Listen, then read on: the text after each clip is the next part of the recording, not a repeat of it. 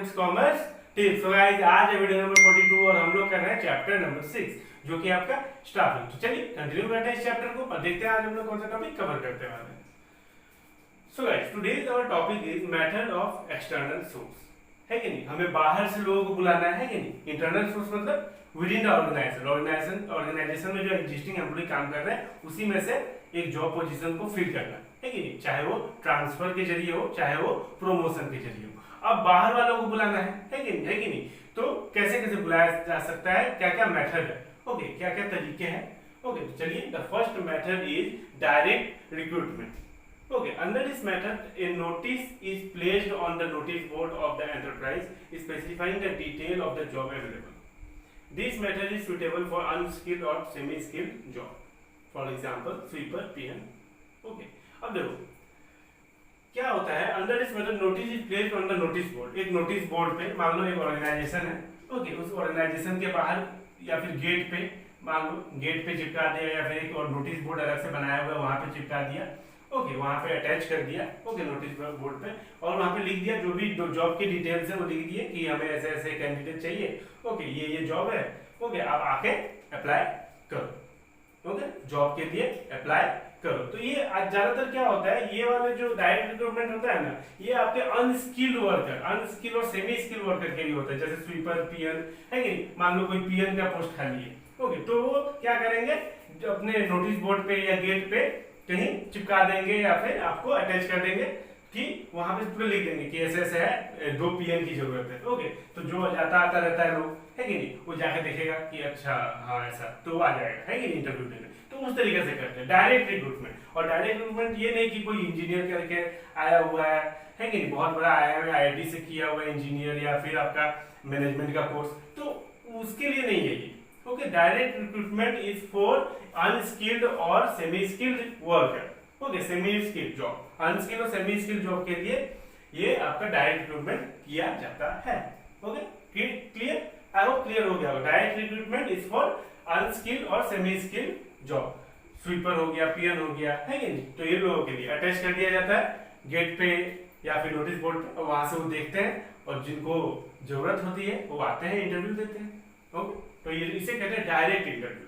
Casual caller, whenever there is job vacancy, the suitable candidate from the waiting list are called। अब देखो call किया जाता है, organisation से कॉल आता है कैंडिडेट के पास, ओके। तो कैसे आ जाता है, कैसे नंबर पता चल जाता है कि नहीं, मान लो 2 तरीके होते हैं। एक तो जो लोग ग्रेजुएशन पास कर लेते हैं, है कि नहीं, बीटेक वगैरह कर लेते हैं, ओके, तो क्या करते हैं, अपना रेज्यूमे या फिर सीवी तैयार करके जाके कंपनी में दे के आते हैं, सबमिट करके आते हैं। एक तो हो गया, तो वो रख लेते हैं, ओके। जब जरूरत पड़ती है तो वो कॉल करते हैं, या फिर मान लो जब जॉब वैकेंसी निकलती है, तो मान लो 15 जॉब वैकेंसी निकली, तो हजारों लाखों लोग क्या करते हैं, हजारों लाखों लोग अप्लाई करते हैं, फॉर्म सबमिट करते हैं कि नहीं, तो 15 लोग तो सिलेक्ट हो गए, है कि नहीं, बच गए बहुत सारे, फिर तो बच गए, है कि नहीं, 15 तो सिलेक्ट हो गए, बहुत सारे बच गए और उनके फॉर्म्स बच गए, तो उनको क्या किया जाता है, उनको भेज दिया जाता है कि आप जाओ, और उनका फॉर्म जो है वो ऑर्गेनाइजेशन में ही रह जाता है, ओके। तो फिर वहां से कॉलिंग स्टार्ट हो जाता है, तो उससे कहते हैं कैजुअल कॉलर, है कि नहीं। या तो खुद कुछ क्या होता है, कुछ कैंडिडेट क्या करते हैं, खुद अपना रेज्यूमे तैयार कर लेते हैं, अपना उसमें लिख लेते हैं क्वालिफिकेशन वगैरह, है कि नहीं, बायोडाटा तैयार करके दे देते हैं, जाके सबमिट कर देते हैं, ओके। और वहां से जब जरूरत पड़ती है ऑर्गेनाइजेशन को तो कॉल करते हैं, ओके। तो इसे कहते हैं कैजुअल कॉलर। आई होप ये भी क्लियर हो गया। Number 3, advertising. The most common and popular method of external recruitment is advertising about the vacant job position। सबसे कॉमन मेथड है, सबसे कॉमन तरीका कि कैसे पता चलेगा कैंडिडेट को कि जॉब वैकेंसी आई है इस कंपनी में, XYZ कंपनी में, है कि नहीं, एडवर्टाइजिंग से, है कि नहीं, न्यूज़पेपर में दे दो, टेलीविजन में दे दो, है कि नहीं, आजकल इंस्टा पे दे दो, फेसबुक पे दे दो, है कि नहीं। तो बहुत सारे जरिया है एडवर्टाइजिंग करने का आजकल, ये सब तो एडवर्टाइजिंग से पता चल जाता है, ओके। वो बुलाते हैं कि आइए हमारे यहाँ अप्लाई कीजिए, ओके। Number 4, employment exchange. ये ध्यान से समझिएगा, ये वाला एम्प्लॉयमेंट एक्सचेंज क्या होता है, एक एम्प्लॉयमेंट एक्सचेंज होता है, ओके, गवर्नमेंट का होता है एम्प्लॉयमेंट एक्सचेंज। तो जो लोग ग्रेजुएशन कर लिए होते हैं, 12th भी पास कर लिए होते हैं, तो जाके वहां अपडेट करवाते हैं। मान लो कोई 10th पास कर लिया, ओके, तो वो जाके अपडेट करवा देगा एम्प्लॉयमेंट एक्सचेंज में, अपना रजिस्टर सबका अलग अलग रहता है, वो अपडेट करवा देगा कि पूरा क्वालिफिकेशन अपडेट करवा देगा। फिर 12th पास हो गया, है कि नहीं, तो जाके फिर वापस करवाएगा, आपका बीकॉम हो गया, ग्रेजुएशन हो गया, बीएससी वगैरह, बीटेक वगैरह, फिर जाके एम्प्लॉयमेंट एक्सचेंज में उसको अपडेट कराता रहना पड़ता है। ओके, तो जाके मान लो एक बार रजिस्टर हो गया, उस बार जाके आप अपडेट कराते रहो। ओके, तो क्या होता है फिर कंपनियां आती है गवर्नमेंट एम्प्लॉयमेंट एक्सचेंज के पास। ओके, बोलती है कि कुछ अगर अच्छे कैंडिडेट हो आपके लिस्ट में तो हमें प्रोवाइड कीजिए, हमें दीजिए। ओके, तो गवर्नमेंट क्या बोलती है, क्या ये एम्प्लॉयमेंट एक्सचेंज की उस हिसाब से ऑर्गेनाइजेशन को हैंडओवर कर देती है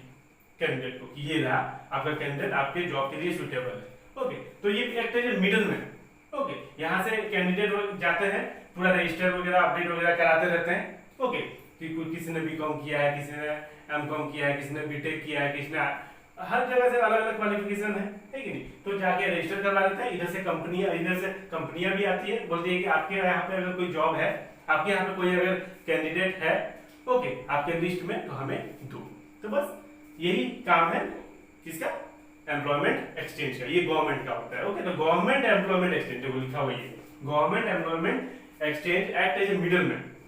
ओके, मिडलमैन का काम कर रहा है, ऑर्गेनाइजेशन का भी हेल्प कर रहा है और कैंडिडेट का भी हेल्प कर रहा है। Okay, between the job seeker means candidate, job कौन ढूंढ रहा है, candidate, and the organisation who have vacant job position, और ऑर्गेनाइजेशन जिसका पोजीशन जॉब पोजीशन वैकेंट है उसको भी चाहिए कैंडिडेट, कैंडिडेट को भी जॉब चाहिए, ऑर्गेनाइजेशन को भी क्या चाहिए, एम्प्लॉय चाहिए, है कि नहीं, क्या कैंडिडेट चाहिए। तो क्या है, दोनों का काम हो जाता है कि नहीं, और ये middleman act as a middleman, ये मिडलमैन का काम करता है कि नहीं।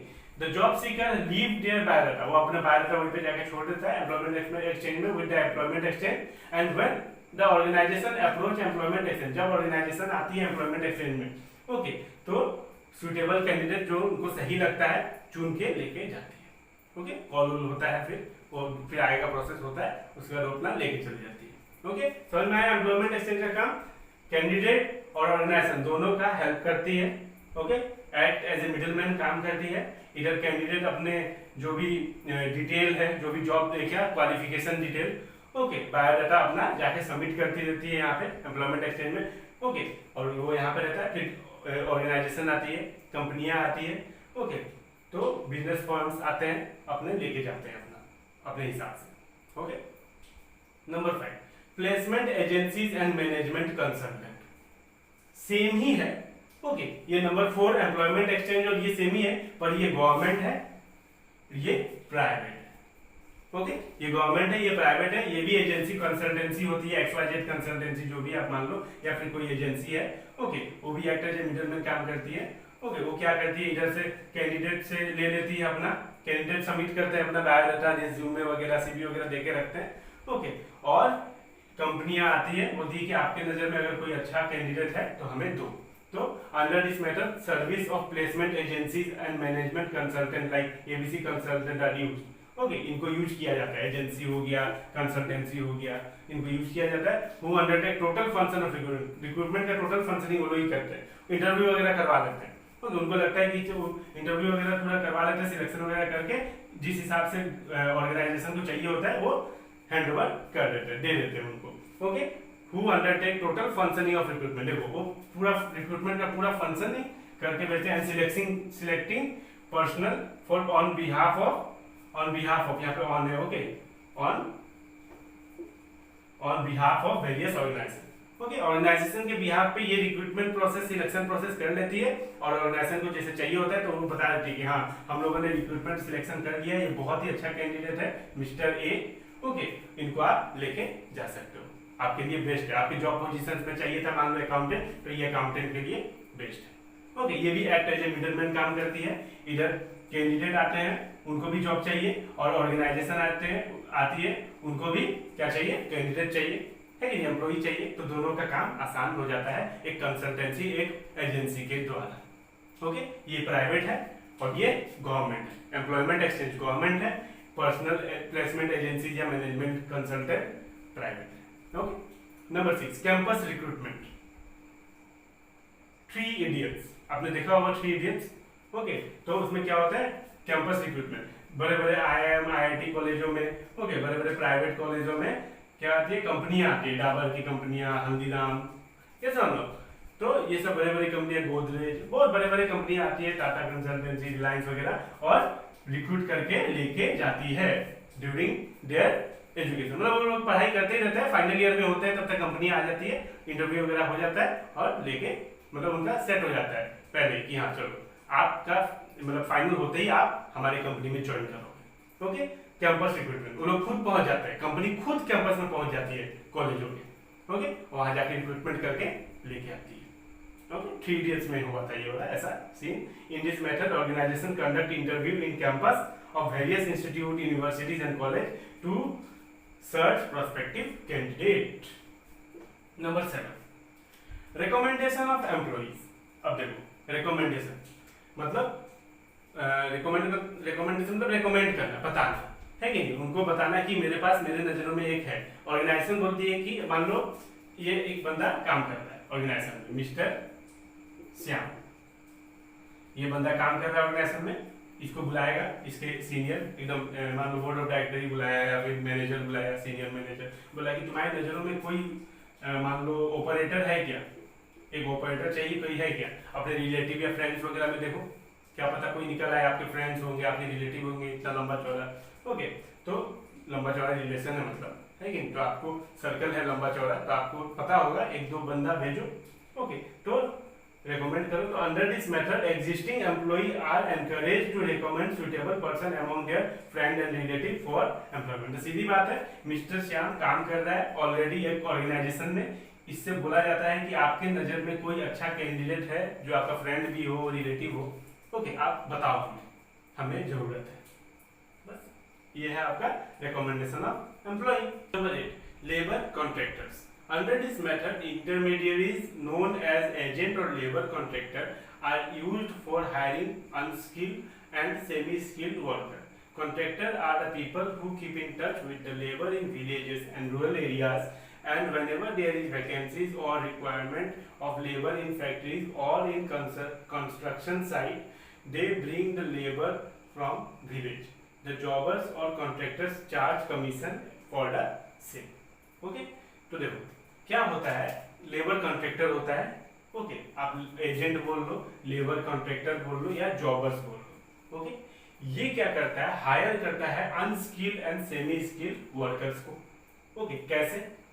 Contractors are the people who keep in touch with the labour, ये लेबर के टच में रहता है इन विलेजेस, गांव एरिया में, ओके, या फिर एंड रूरल एरिया मतलब इंटीरियर एरिया, गांव के एरिया में, ओके, टच में रहता है गांव के एरिया में, जो लेबर्स है उनके टच में रहता है ये। Okay, and whenever there is vacancy और रिक्वायरमेंट ऑफ लेबर, और जब भी कुछ वैकेंसी या रिक्वायरमेंट आती है लेबर की, ओके, इन फैक्ट्री या फिर कंस्ट्रक्शन साइट पे, है कि नहीं, तो वो प्रोवाइड करता है। ओके, तो उनको क्योंकि वो टच में है, वो जानता है कि नहीं, तो वो टच में है लेबर्स के गांव एरिया में, है कि नहीं, तो वो प्रोवाइड करवाता है। ओके, तो जॉबर्स और contractor charge commission for the same, और इस काम के लिए वो कुछ कमीशन भी चार्ज करता है ऑर्गेनाइजेशन से। ओके, आई होप आपको क्लियर हो गया होगा, एकदम सिंपल है। Okay, number 9, advertising on television. तो ये तो हम लोग पढ़ ही चुके हैं, एडवर्टाइजिंग में हम लोग देखा तो बुक में है, तो फिर भी मैं बता देता हूँ। आजकल तो एडवर्टाइजिंग के अलग अलग आपके रास्ता बहुत सारे हैं, है कि नहीं, आपका यूट्यूब हो गया, आपका इंस्टा हो गया, फेसबुक हो गया, है कि नहीं, बहुत कुछ है कि नहीं, टेलीविजन तो अब तो है ही। तो a new trend of external requirement is telecast on various channels regarding vacant of job position. तो टेलीकास्ट करवाते हैं, है कि नहीं, वेरियस जॉब पोजीशंस, है कि नहीं, लिखा हुआ रहता है कि इतना जॉब्स है। ओके, तो किस क्वालिफिकेशन के चाहिए बंदे, वो भी लिखा हुआ रहता है कि वो भी मेंशन किया हुआ होता है। ओके, तो एडवर्टाइजिंग ऑन टेलीविजन, इसमें तो कोई दिक्कत ही नहीं आनी चाहिए। ओके, नंबर 10, इसको ध्यान से समझ लीजिए। In internet, there are certain websites specially designed to provide information regarding job seeker and company which have vacant position. This website can be visited by job seekers as well as company. देखिए, अब internet के through advertising होता है, लोगों को बुलाया जाता है कि आइए हमारे कंपनी में आइए अप्लाई कीजिए, है कि नहीं, कैसे?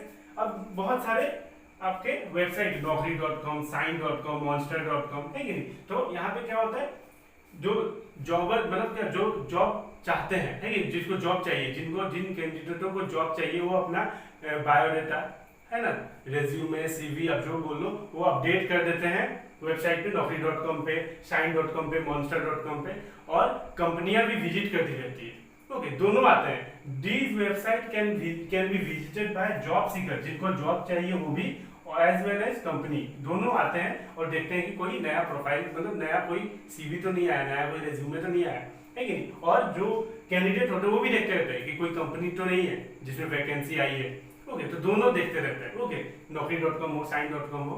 ओके, तो ये एक आपका अच्छा मेथड है एक्सटर्नल ओके एडवर्टाइजिंग का ओके जॉब के लिए। तो ये आपको आई होप क्लियर हो गया होगा। So guys, method of external sources, ये भी एक अच्छा सोर्स था वेब पब्लिशिंग ओके, तो इंटरनेट के थ्रू ओके। तो आई होप आपको क्लियर हो गया होगा। अगर वीडियो अच्छी लग रही है, समझ में आ रहा है आपको, तो प्लीज मुझे सपोर्ट करते रहिए। अगर आप लोगों ने अभी तक चैनल को सब्सक्राइब नहीं किया है तो गाइस प्लीज सब्सक्राइब करो चैनल को। अगर वीडियो अच्छा लग रही हो तो एक लाइक कर दो।